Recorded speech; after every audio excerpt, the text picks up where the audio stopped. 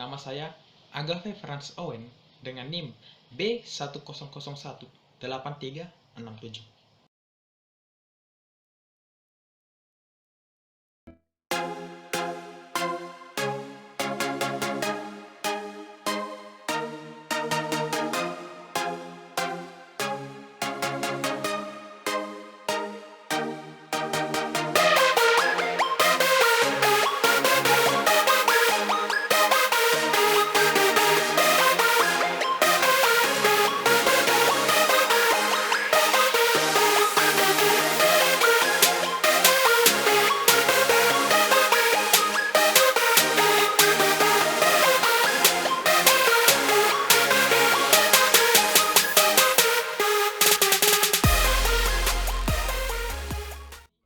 Saya akan memberitahukan dan juga memaparkan tentang 4 asas-asas umum pemerintahan daerah di Indonesia yang sesuai dengan Undang-Undang Nomor 32 Tahun 2004 tentang Pemerintahan Daerah. Nah, secara garis besar telah kita pelajari 4 asas-asas umum pemerintahan daerah. Asas-asas ini tidak terdengar asing lagi bagi kita, sebab kita telah mempelajarinya dahulu di pelajaran pendidikan kewarganegaraan, baik itu di SD, SMP maupun SMA dahulu. Nah, saya akan memaparkan tentang 4 asas-asas pemerintahan daerah di Indonesia. Yang pertama adalah asas desentralisasi, kemudian asas sentralisasi, dan lanjutnya adalah asas dekonsentrasi, dan kemudian adalah asas umum pembantuan pemerintahan daerah. Nah, di masing-masing ini ada mempunyai kelebihan dan juga kekurangannya masing-masing. Dan juga saya akan menjabarkan tentang apa sih pengertiannya masing-masing. Berikut.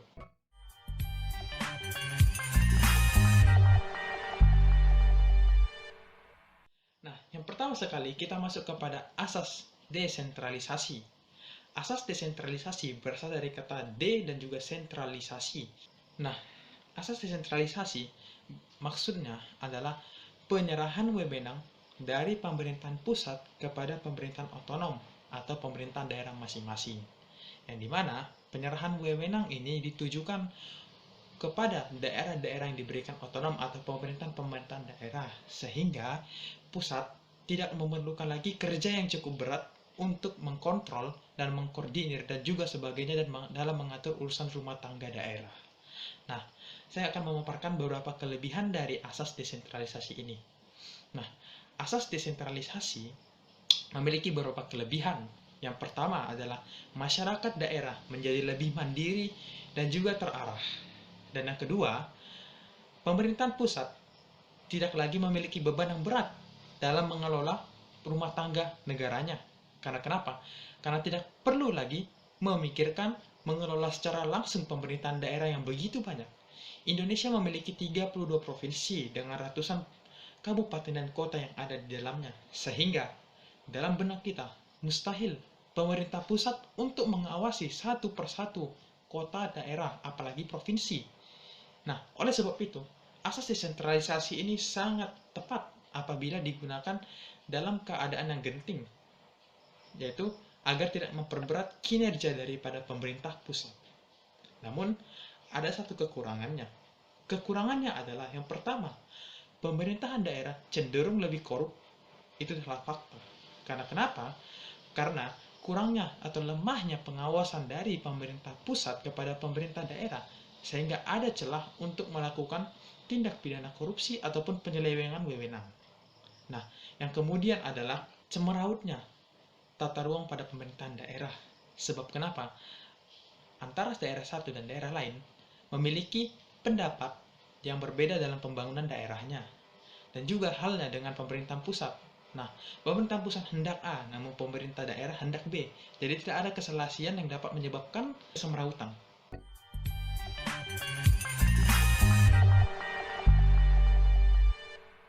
Kita masuk yang kedua, yaitu asas sentralisasi. Nah, asas sentralisasi berasal dari kata sentral, artinya terpusat ataupun pusat. Yang dimana kita dapat mengartikan adalah wewenang pemerintahan pusat dalam mengatur pemerintahan daerah, sepenuhnya di tangan oleh pemerintahan pusat. Nah, ada beberapa ahli yang nama J. In Hatfield berpendapat bahwa sistem asas sentralisasi memiliki keuntungan. Yang pertama akan saya bacakan adalah yang satu, menjadi landasan kesatuan kebijakan lembaga masyarakat. Nah, yang maksudnya di sini adalah dengan wewenang pemerintahan pusat yang terpusat kepada satu tujuan, maka akan menciptakan suatu landasan kesatuan kebijakan di antara pemerintah-pemerintah daerah dalam mengikuti pemerintahan pusat. Dan kemudian yang kedua adalah mencegah keinginan memisahkan diri dari negara serta sebagai salah satu cara untuk meningkatkan rasa persatuan dan kesatuan. Nah, maksudnya di mana adalah pemerintahan daerah menjadi minim dalam untuk memiliki keinginan untuk melepas dari negara. Karena kenapa? Karena pemerintahan daerah tidak diberikan otonom. Sehingga karena dalam pendapat, otonom dapat menyebabkan sebuah pemerintahan daerah menjadi lebih bebas, dan akhirnya ingin memisahkan diri dari negara. Oleh sebab itu, asas sentralisasi sangat cocok apabila digunakan dalam berprinsip untuk mempertahankan kedaulatan negara dimulai dari pemerintahan daerah. Nah, kemudian yang ketiga adalah menumbuhkan rasa lebih memikirkan kepentingan bersama dibandingkan kepentingan pribadi. Kemudian mampu meningkatkan fungsi penyelenggaraan pemerintahan. Nah, maksud poin yang ketiga ini adalah setiap daerah itu diberikan jatah yang sama rata, sama rasa. Nah, maksudnya adalah sama rata, sama rasa adalah setiap pemerintahan daerah diberikan porsi yang adil dan imbang untuk kepentingan negara bersama-sama. Bukannya memberikan suatu wewenang yang berbeda dengan daerah-daerah lainnya, sehingga tidak ada keseimbangan dan keadilan. Nah, dengan asas sentralisasi, semua daerah disamaratakan sama rata, sama rasa, sehingga ada keadilan yang tercipta dalam pemerintahan negara. Nah, namun, Zetevan dan Bert memberikan juga dampak negatif daripada asas sentralisasi ini. Ya, yang satu adalah membuat terbengkalainya wewenang pemerintahan yang jauh dari pusat. Kemudian, menumbuhkan birokrasi negatif dalam pemerintahan daerah. Kemudian, memberi tanggung jawab lebih kepada pemerintahan pusat sehingga membuat tugas pemerintahan semakin berat. Nah, memang sangat banyak dampak negatifnya. Namun, dari sudut segi negatif, kita harus melihat sisi positifnya terlebih dahulu. Nah, sisi negatif tadi memang sangat lumrah. Karena kenapa? Karena kinerja daripada pemerintahan pusat bertambah berat seiring dengan bagaimana cara mengatur pemerintahan daerah yang segitu banyaknya. Dan kemudian membuat terbengkalai wewenang pemerintahan daerah. Ya betul. Karena kenapa? Karena pemerintahan daerah istilahnya menunggu jemputan bola. Artinya, dia diatur oleh pemerintahan pusat. Dia tidak memiliki otonom, dia tidak memiliki sesuatu hal untuk mengatur dirinya sendiri. Ia harus diatur sehingga cenderung tidak mandiri.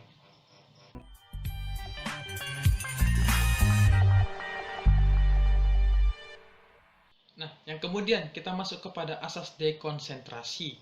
Dekonsentrasi dapat juga diartikan dengan instansi vertikal, yang di mana urusan dan wewenang daripada pemerintah pusat diberikan kepada badan-badan yang lainnya. Contohnya adalah seperti kepala negara memberikan satu wewenang kepada gubernur-gubernur untuk mengatur wilayah-wilayahnya. Dan kemudian pemerintahan negara memberikan wewenang kepada menteri-menteri untuk mengatur dalam beberapa hal bidang. Contohnya dalam bidang pertahanan, menteri pertahanan, dalam bidang kesehatan, menteri kesehatan, dan juga sebagainya. Nah, asas dekonsentrasi ini memiliki beberapa kelemahan dan juga kelebihannya. Nah, keuntungan ataupun kelebihan yang telah saya dapat dan saya ketik, yang pertama sekali adalah asas dekonsentrasi bisa mengurangi keluhan terhadap undang-undang yang dibuat. Dan yang kemudian, asas dekonsentrasi mampu membantu aparat dan perangkat pemerintahan dalam melaksanakan informasi atau tugas dari pemerintahan daerah menuju pemerintahan pusat. Ini yang poin yang terpenting. Karena kenapa? Membantu aparat perangkat-perangkat kecil yang di bawahnya untuk menjangkau pemerintahan pusat. Karena kenapa? Karena badan tersebut. Nah, istilahnya seperti ini. Dari yang kecil, kemudian memberikan amanat, atau yang kecil memberikan suatu masukan atau saran kepada badan-badan tersebut. Nah, kemudian badan tersebut akan meneruskannya kepada kepala negara ataupun